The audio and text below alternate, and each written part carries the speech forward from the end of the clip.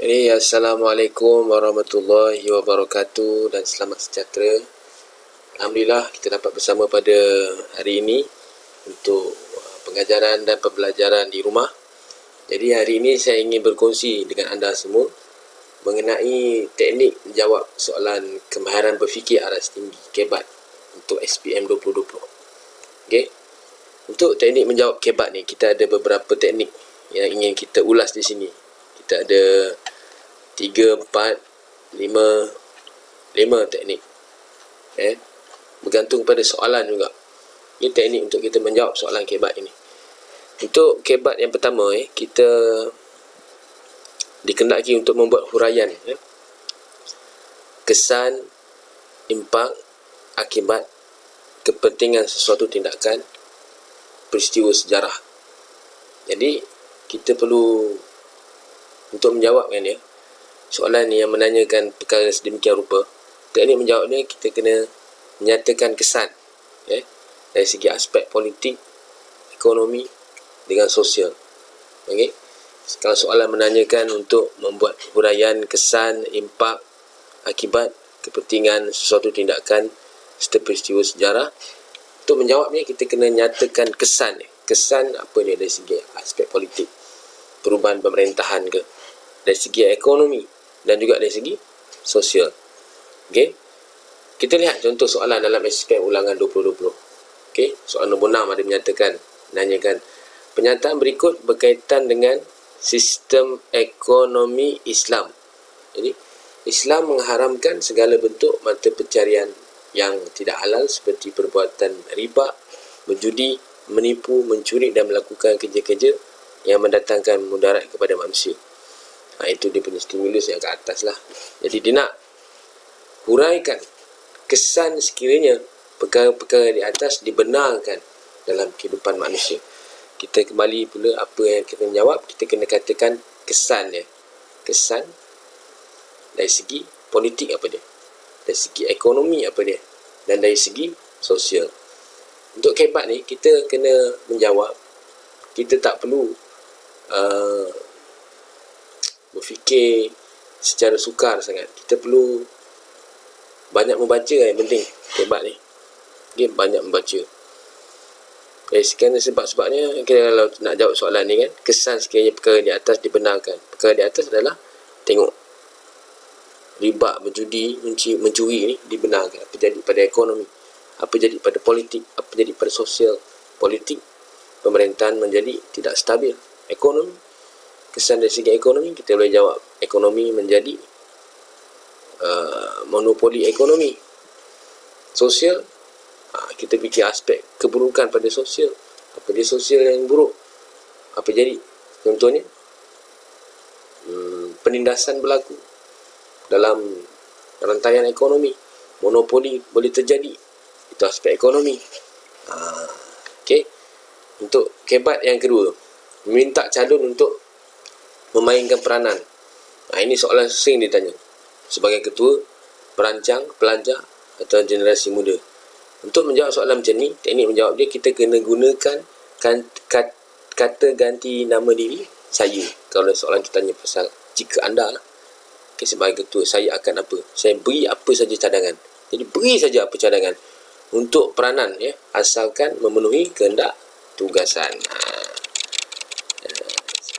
Berikan apa saja cadangan yang kita rasa relevan, asalkan memenuhi kehendak tugasan. Contoh soalan, sebagai pemimpin sebuah parti politik di Malaysia, apakah peranan yang akan anda lakukan untuk mewujudkan sistem birokrasi yang berkesan di negara kita? Apa nak jawab? Okey. Mulakan daripada kepala ayat seperti yang selalu diajar kepada kita. Okey. Sebagai pemimpin sebuah parti politik di Malaysia, saya akan lakukan untuk mewujudkan sistem birokrasi yang berkesan di negara kita ialah jawab dan tak jawab. Beri saja cadangan untuk memenuhi kehendak tugasan. Okey.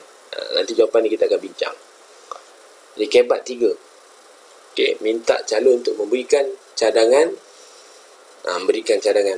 Jadi teknik menjawab dia, jawapan kita mesti fokus kepada kempen, media, masa dan pendidikan serta undang-undang. Ini poin-poin yang kita kena bagi. Saya edit sikit dan kita besarkan dia punya font tadi. Okay. Soalan tanya, berikan cadangan. Jadi kita kena fokus pada kempen, media masa. Kita kena beri pendidikan, mengetatkan undang-undang, menguatkuasakan undang-undang, merangka undang-undang yang baru. Okey, contoh soalannya.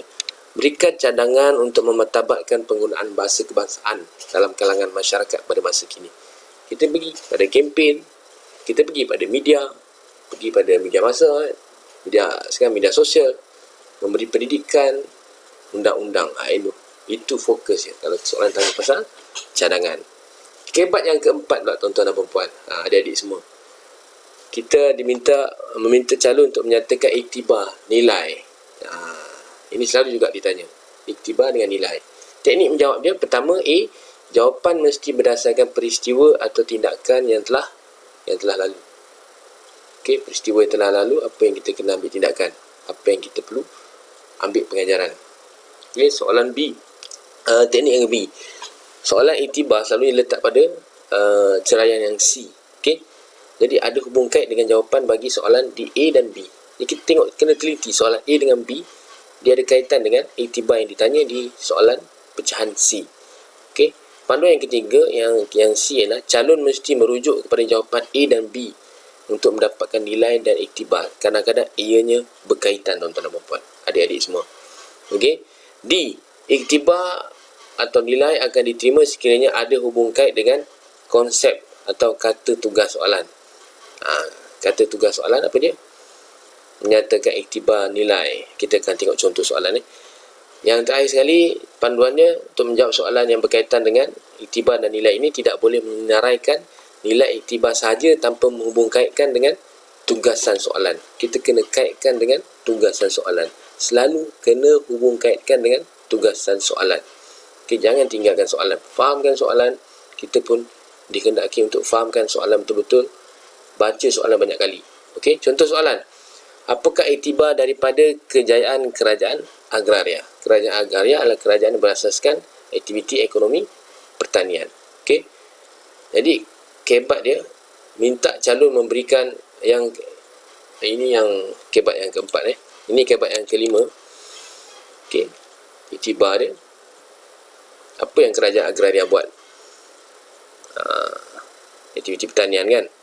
Apa yang dia buat, apa yang dilakukan, kejayaan dia, pembinaan sistem pengairan, kerjasama pemimpin, ilham daripada pemimpin, kerjasama daripada rakyat. Perkataan kita kena guna, kita hendaklah. Kita kaitkan dengan tugasan soalan, kaitkan dengan kata-kata tadi, hubung kaitkan dengan konsep. Okay, konsep itu kita kena faham konsep kerajaan agraria itu apa dia. Okey, kita teruskan dengan kebat yang kelima, iaitu jenis kebat yang kelima ini meminta calon memberikan hujah, bukti kepada isu, perkara, kehendak yang diutarakan dalam soalan. Okey. Kita akan tengok dia punya contoh soalan nanti. Teknik menjawab dia, calon perlu memberikan hujah, menyokong atau menyangkal pernyataan. Okey. Pada soalan yang sudah dinyatakan pendirian, anda harus memberikan hujah berdasarkan pendirian tersebut saja. Sokong pendirian tersebut. Okey. Contoh soalan kita tengok. Kecemerlangan ilmu pengetahuan merupakan asas kemajuan sesuatu bangsa. Buktikan kebenaran pernyataan tersebut. Jadi ini hujah tertutup. Jadi kita perlukan sokong pendirian itu saja. Okey, kecemerlangan ilmu pengetahuan merupakan asas kemajuan sesuatu bangsa. Buktikan, terus buktikan. Terus pada kita sokong ilmu pengetahuan ini merupakan asas kemajuan sesuatu bangsa. Okey. Untuk soalan yang kedua, pengenalan birokrasi barat di Asia Tenggara. Birokrasi kena tahu apa dia. Konsep kena tahu juga. Birokrasi itu apa dia. Birokrasi barat. Apa yang diperkenalkan oleh barat selepas menjajah, mentadbir negara di Asia Tenggara. Kita tengok pada soalan, pengenalan birokrasi barat di Asia Tenggara membantu pemodenan negara tersebut dalam pelbagai aspek. Berikan pendapat dan hujah anda.